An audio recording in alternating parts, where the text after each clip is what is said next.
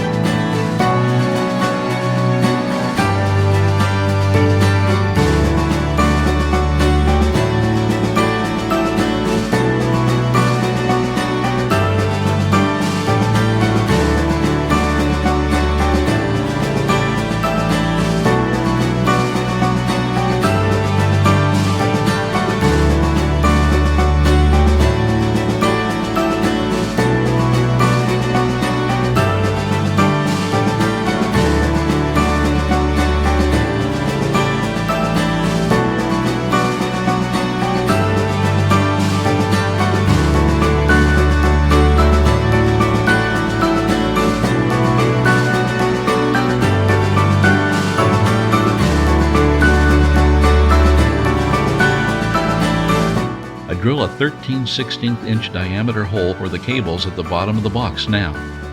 This board is what I am using to connect to the parallel port of my computer.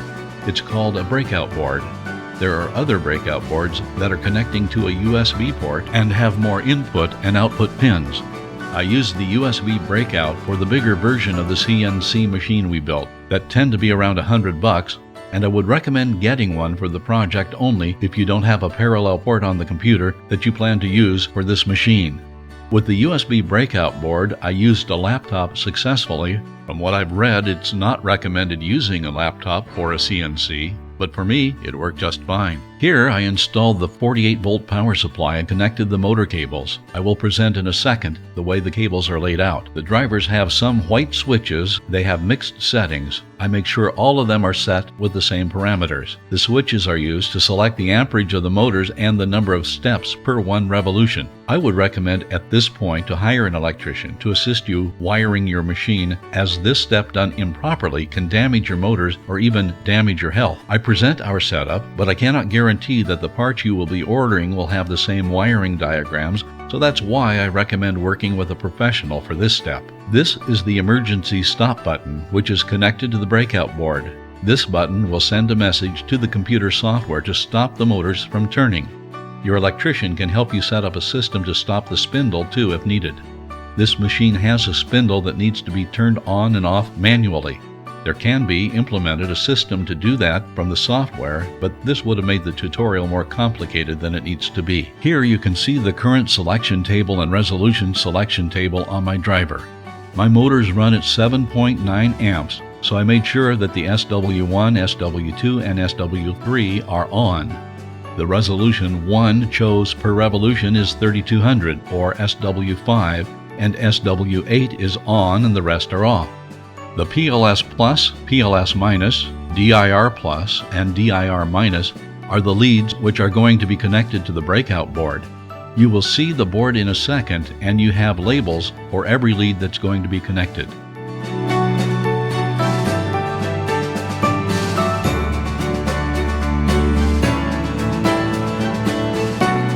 Following the wire diagram from the motor, I begin connecting the wires for the motor. The motors I use have 2 coils called A and B, so for each coil you have a positive and negative lead. They are labeled A+, A-, and B+, B- on the driver.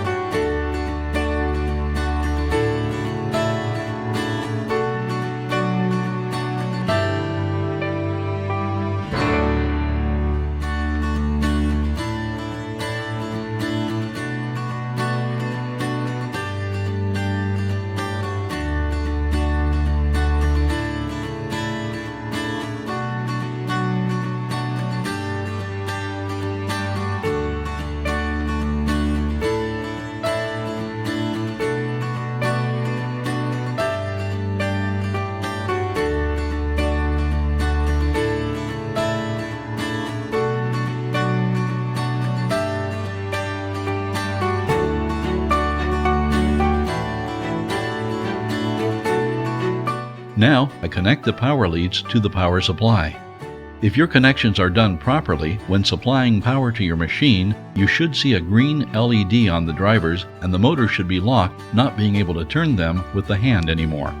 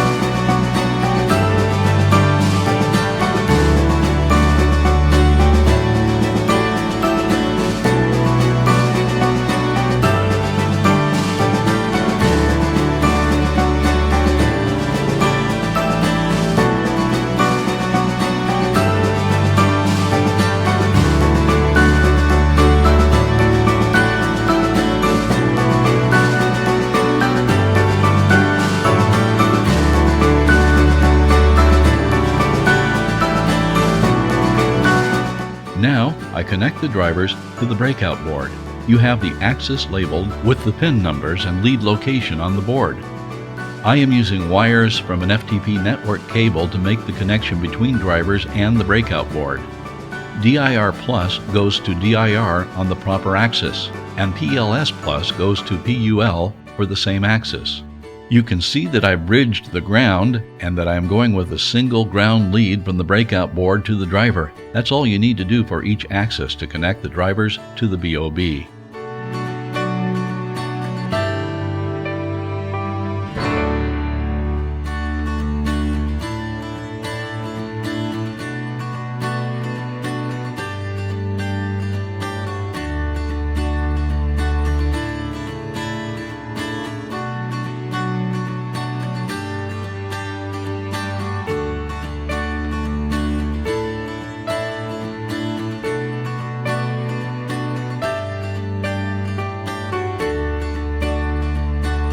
To make the machine safer and easier to operate, I install limit switches. This will stop the machine if one of the limit switches is triggered.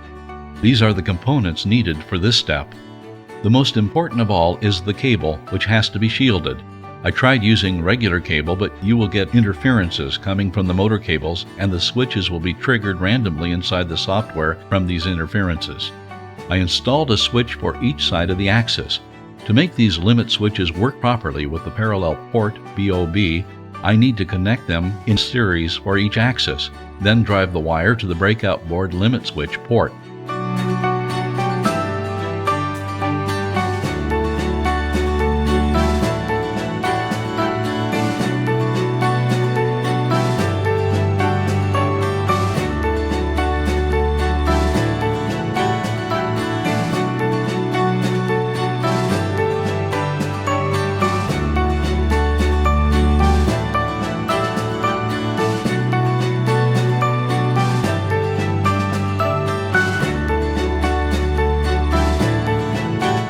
The copper wire around the white and red leads is the shield for this cable. I show you how to add end connectors to these wires, then I will continue posing the cables to the control box.